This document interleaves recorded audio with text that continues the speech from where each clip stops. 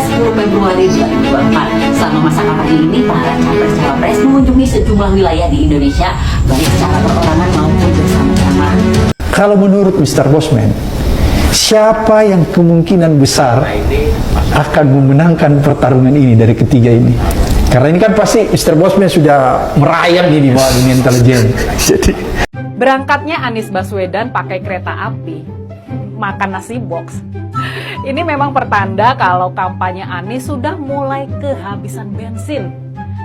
Akhirnya kampanye resmi para capres dimulai. Sini gue kasih bocoran alasan pemilihan tempat dan strategi hari pertama kampanye para capres.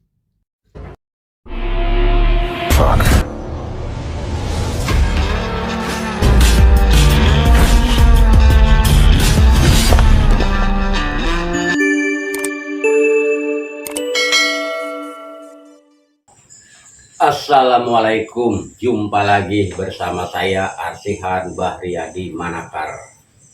Masih di seputaran Pilpres, sobat-sobat. Nah, ini kemarin KPU sudah meresmikan jadwal kampanye pasangan calon presiden. Artinya ini genderang strategi sudah ditabuh. Masing-masing adu strategi untuk memenangkan di kontestasi ini. Kemarin ada pertanyaan yang ditanyakan, di antara ketiga capres ini siapa yang harus menang dan harus dimatian untuk menang. Di antara ketiga pasangan ini, pasangan nomor 2 yang harus menang.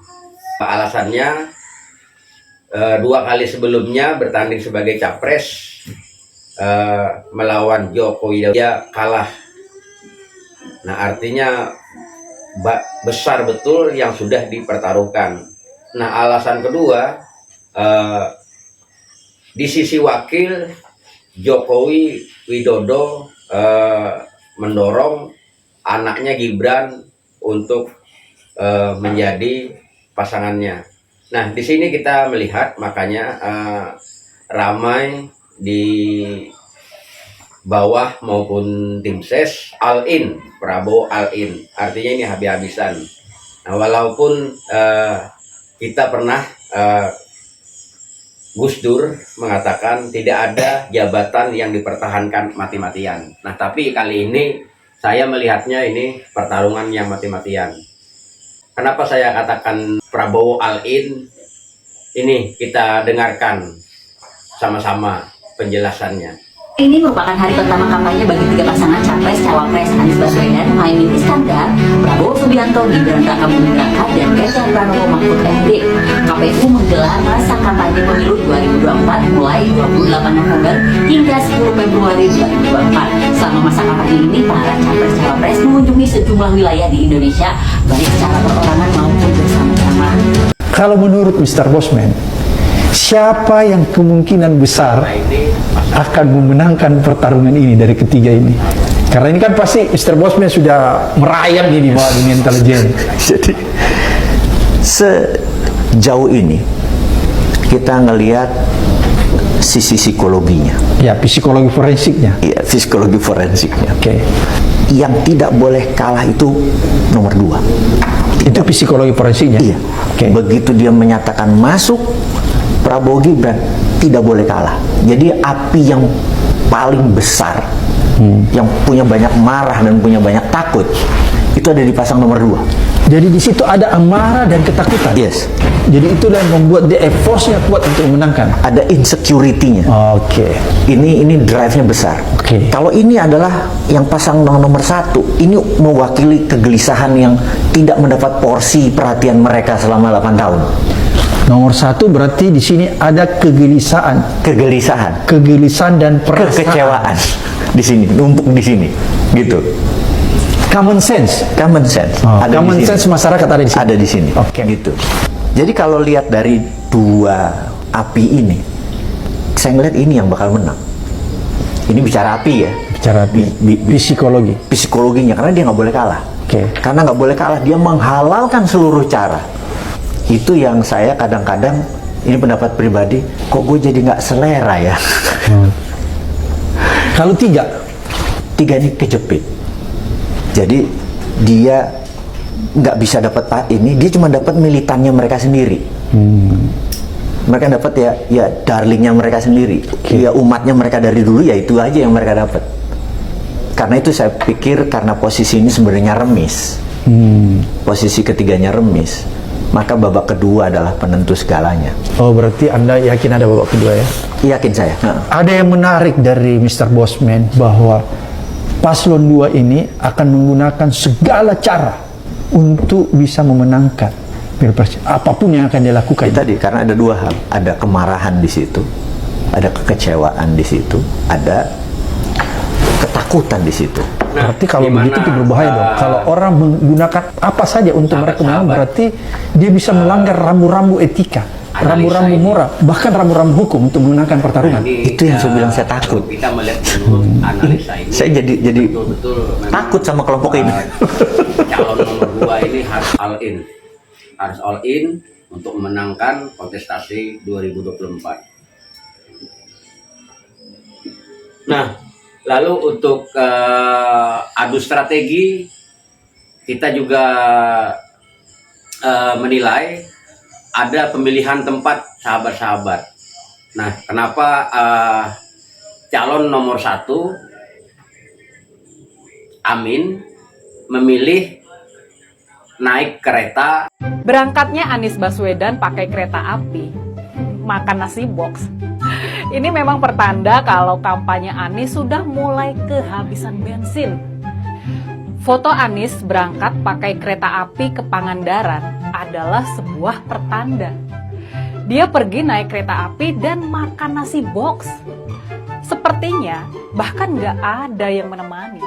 Kemana pesawat jet pribadi yang sebelumnya seperti sibuk hilir mudik mengantar jemput Anies berkampanye keliling Indonesia? Kemana pula hilangnya para pengantar Anies, kader-kader partai yang sebelumnya ramai sibuk mengantar dan menempel Anies, menempel kayak perangko.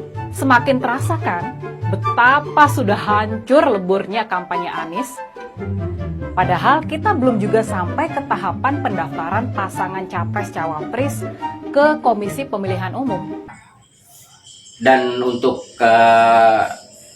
pasangan nomor 2 Prabowo Gibran, yaitu melakukan kampanye membagikan makanan, membagikan susu, makan siang gratis sahabat-sahabat. Nah, lalu bagaimana dengan capres pasangan nomor 3? Nah, ini yang juga sangat menarik. Jadi Ganjar Pranowo memulai dari Merauke, dari timur, dan wakil Bapak Mahfud MD memulai awal kampanye pertama ini mulai dari barat, yaitu dari Sabang, terutama Aceh, sahabat-sahabat. Nah, jadi ini sahabat-sahabat analisanya. Mari kita dengarkan, kita lihat analisanya, kenapa pilihan itu menjadi strategi para pasangan. Akhirnya kampanye resmi para capres dimulai. Sini gue kasih bocoran alasan pemilihan tempat dan strategi hari pertama kampanye para capres. Kita mulai dari Ganjar. Ganjar itu pilih Aceh dan Papua. Kenapa pemilihannya ke sana? Jawabannya karena satu, ini selalu menjadi fokus dan strategi PD Perjuangan kalau lagi kampanye. Fokusnya adalah menunjukkan bahwa capres dan cawapres mereka tidak hanya fokus di Pulau Jawa, tapi fokusnya dari Sabang sampai Merauke, dari ujung barat sampai ujung timur. Dan juga Ganjar sama Mahfud ingin menunjukkan kemerataan dari ujung barat sampai ujung timur juga gitu. Selain itu, karena Ganjar dan Mahfud adalah perpaduan antara nasionalis dan agamis, kampanye hari pertama mereka ingin menunjukkan bahwa negara Indonesia adalah negara kepulauan yang sangat pluralitas. 2. Kenapa Prabowo dan Gibran pilih bagi-bagi makan siang dan susu? Ya, pertama ini adalah counter isu kritikan bahwa mereka ingin membentuk opini kalau Prabowo Gibran sudah memulainya dari kampanye, bukan hanya nanti ketika mereka jadi aja. Dan juga Prabowo Gibran ingin memanjakan kelompok pemilihnya yang dimana kebanyakan rakyat kecil tuh pilihnya Prabowo Gibran. Jadi kampanye cara bagi-bagi kayak gini ya sebenarnya ingin membuat para rakyat kecil yang memilih mereka menjadi lebih loyal. Anies kampanye hari pertamanya memilih naik kereta dan ke Ciracas. Ya ini jawabannya karena Anies ingin menguatkan loyalitas kelas pekerja dan berpendidikan untuk memilih Anies. Anies juga kemarin membahas mengenai penarikan saham dari Pemda DKI kepada perusahaan Bir. Dan ini sebenarnya tujuannya adalah untuk menguatkan konstituennya di komunitas muslim dan juga di Jakarta. Itu bocoran dari gue, gimana? Komen di bawah. Nah, itu tadi analisanya. Bagaimana menurut kalian sahabat-sahabat? Komen di bawah ini.